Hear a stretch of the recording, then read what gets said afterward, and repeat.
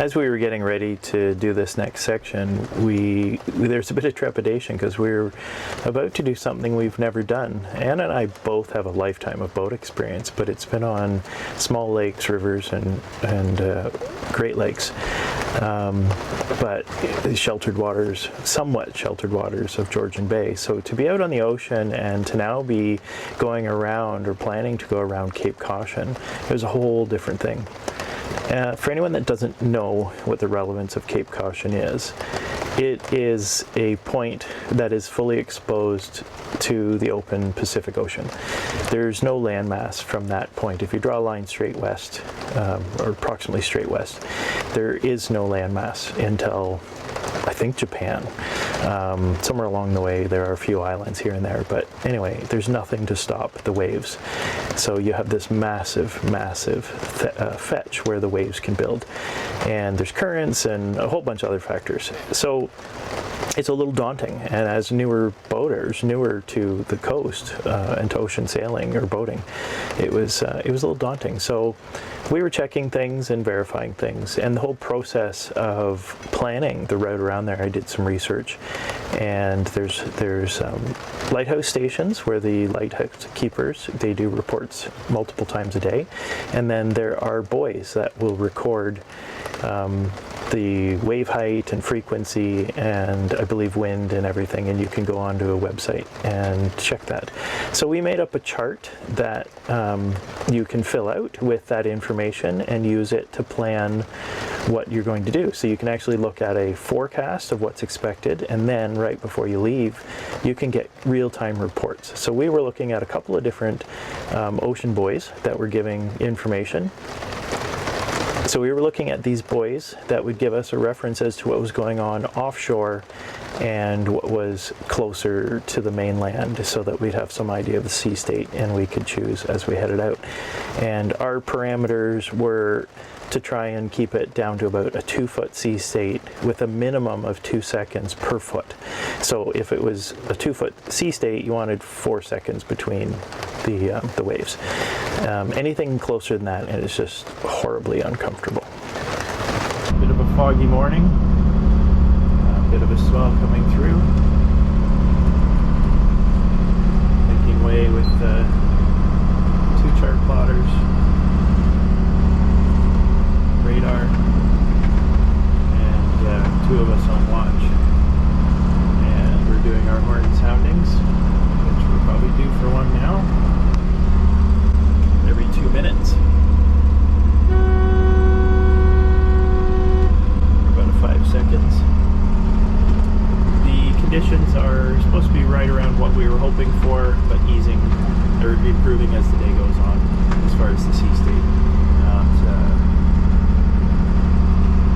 So far so good. We're about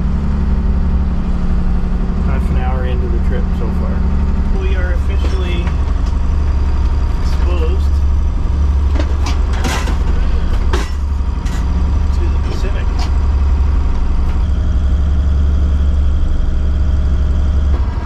That's Cape Caution, and we're up there. Still got some swell and a little bit of chop, but nothing too bad.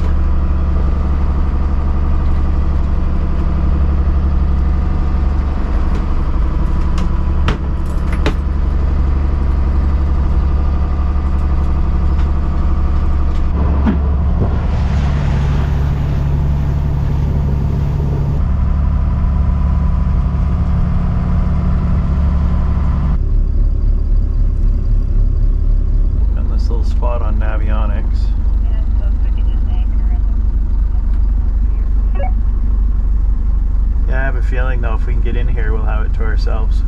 It's calling 52 feet here, but on the chart it's going to turn blue in about 10 feet, which means not much water. E28 It does mark a rock on here, and I think it's just the rock that's to our left. So the issue will be depth and swing and getting enough scope, but I mean, I can't imagine we're going to have any wind or waves in here. Okay, we're a little deep, but if you want to prep the anchor, we could just do 50 feet and then drop the kedge. We could probably just sit on that.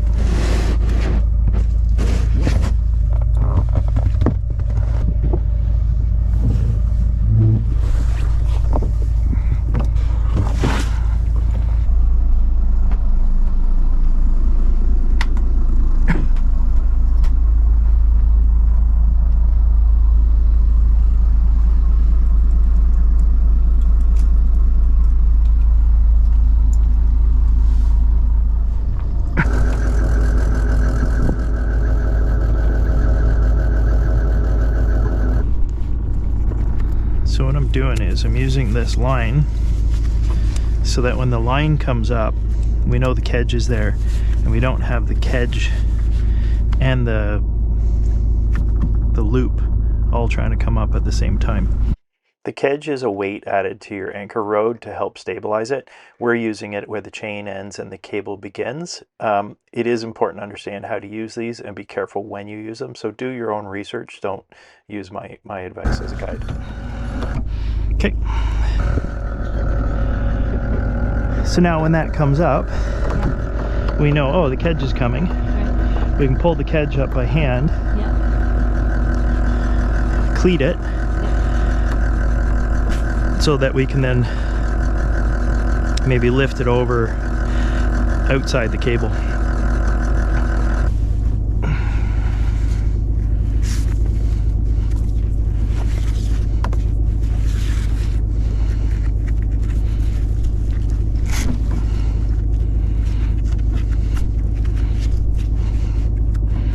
So we got 3 and then 1 and locked and then another one is what I've been doing, and it seems to work okay.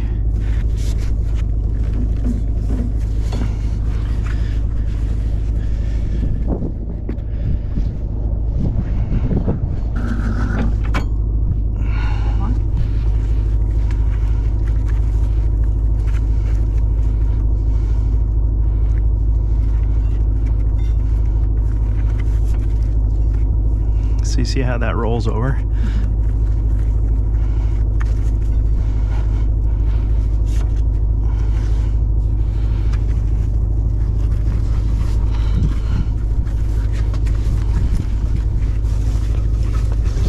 Alright, can you do the hitch? I can't with the gloves on, it sucks.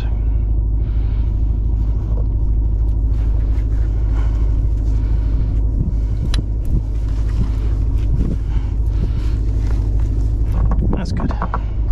Alright, no stern tie. Winch off, steering centered, steering's off, radio can stay on, everything else is off.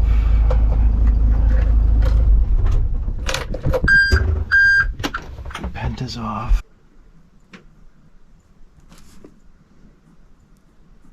Do you remember where we are? Rivers Inlet. Keetla Cove.